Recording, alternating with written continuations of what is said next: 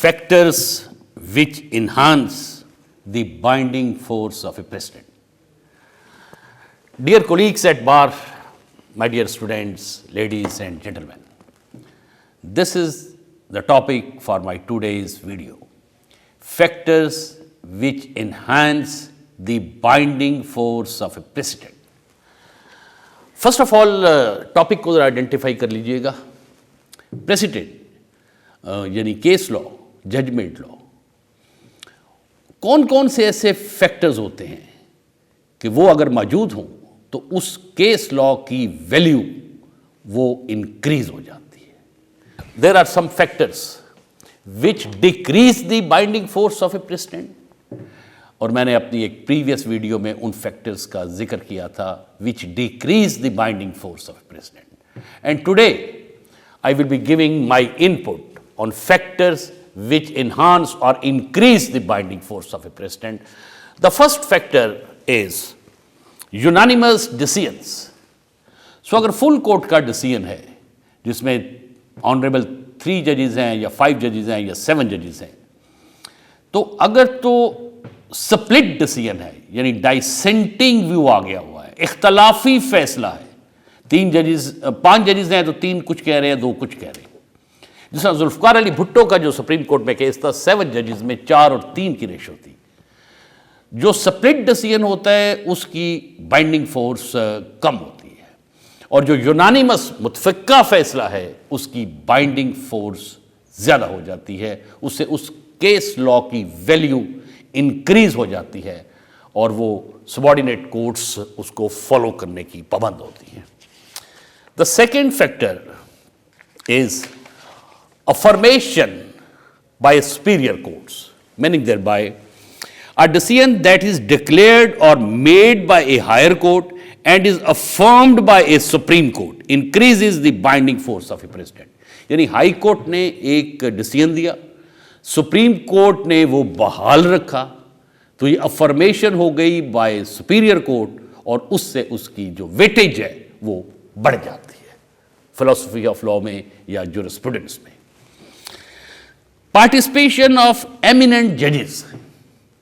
मैं specially young lawyers को कहूँगा, एडवाइस करूँगा, सजेस्ट करूँगा कि जब आप आर्गूमेंट्स करते हुए किसी भी केस लॉ को रेफर करते हैं, किसी अथॉरिटी या किसी जजमेंट लॉ को, आला अदालत किसी फैसले को करते हैं, तो ये भी आइडेंटिफाई कीजिएगा कि ये किन जज साहब का फैसला है. आज भी हम लोग जब अदालतों में केस लॉ पेश करते हैं, हम कहते हैं योर ऑनर, फॉर एग्जांपल ये जस्टिस कॉर्नेलियस का फैसला है. यानी जितना उस जज की रेपुटेशन मैं कहूँगा या उसकी कॉम्पिटेंसी बार में या लोगों में वो ज़्यादा मशहूर है, उस फैसले की वेटेज ज़्यादा हो जाती है. तो फर्ज क्या कि एक जज साहब हाई कोर्ट में एडहॉक जज के तौर पर आए, वो कंफर्म ही नहीं हुए, और उनके फैसले अगर आप देंगे जो खुद ही कंफर्म नहीं हुए, तो of course that goes without saying कि उनकी वैल्यू जो है उन फैसला जात की वो कानून की नज़र में कम हुआ करती है. सपोर्टेड बाय द अनेक्टेड लॉ, यानी अनेक्टेड लॉ, स्टैट्यूटरी लॉ, पार्लियामेंट के बनाए हुए किसी लॉ, यानी स्टैट्यूट लॉ भी वही चीज़ कह रहा है, केस लॉ भी वही चीज़ कह रहा है. तो जो अगर ऐसा फैसला है जिसको जो in accordance with the statutory law है, this is another factor my dear fellows which increase और enhance the binding force of a president. Similarly decision based on learned arguments.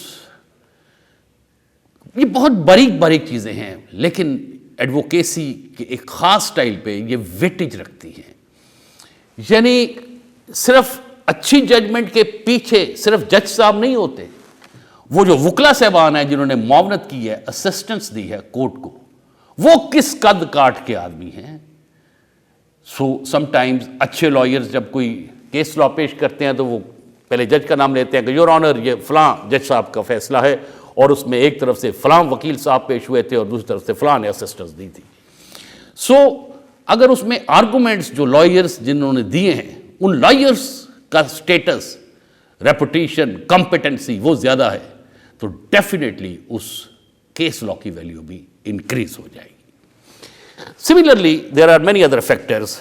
For example, absence of criticism. ऐसा फैसला जिसको press ने criticise किया है, students of law, teachers of law, lawyers, public, media, इन्होंने criticise किया हुआ है, तो उसकी वैल्यू कम होती है. और एब्सेंस ऑफ क्रिटिसिज्म जो है वो उसकी वैल्यू को ज्यादा इन्हांस कर देता है.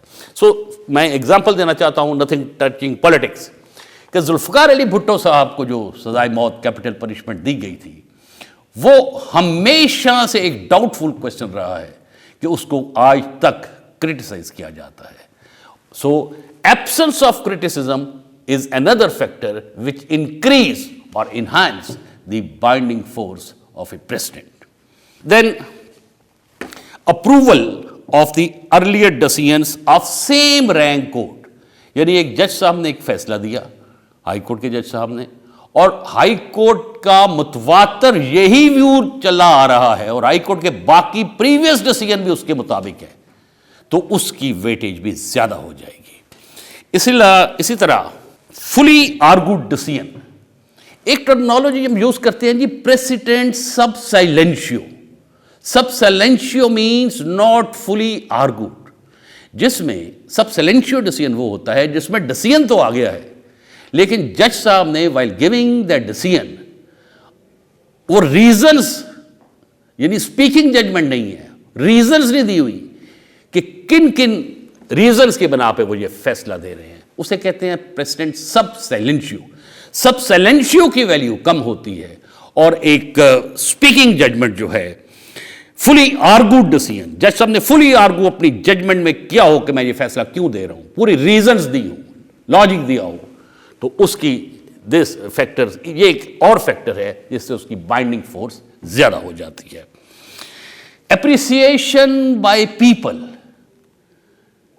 दिस इज अनदर फैक्टर, कि लोगों ने उस फैसले को, ऑर्डिनरी पीपल ने उस फैसले को सराहा है कि एक अच्छा डिसीजन है, इससे भी उसकी वेटेज जो है उस प्रेसिडेंट की वो ज्यादा हो जाती है. Fully contested decision, this is another factor, यानी एक्स पार्टी डिसीजन ना हुआ हो, सिर्फ एक ही पार्टी के वकील साहब का आर्गूमेंट सुन के फैसला ना हुआ हो, फुली कंटेस्टेड हो, यानी दोनों फरीकैन के वकला साहबान ने मुआवनत दी हुई हो. So this is another factor which of course enhance the binding force of a president. The number of जजेस, यानी सिंगल बेंच का फैसला है, डबल बेंच का, डिवीजन बेंच का फैसला है, या फिर फुल बेंच का फैसला है, तो फुल बेंच का जो फैसला होगा जिसमें ज्यादा जजेस ने माइंड अप्लाई किया हुआ है, उससे उसकी बाइंडिंग फोर्स ज्यादा हो जाती है. देन फ्रीक्वेंटली फॉलोड डिसीजंस, ऐसा केस लॉ है जो कि फ्रीक्वेंटली फॉलो हुआ है अदालतों में. This is another factor which increase the binding force of a precedent. So these are few factors which increase the binding force of a president. मैं अपने यंग कोलीग्स को सजेस्ट करूंगा कि जब भी कोई केस लॉ आप कोर्ट में वाइल आर्गुइंग द केस, तो थोड़ा सा उस पर यह भी होमवर्क आपको ज़्यादा मजबूत दलाइल देने के लिए बेहतर होगा कि ये वाले फैक्टर्स जो मैंने आपसे शेयर किए हैं इनको भी कंसिडर कर लीजिएगा, और फिर while giving your arguments in factors का भी साथ साथ जिक्र करते रहे तो केस लॉ देते हुए. And with this I wish you good luck, stay blessed, thank you.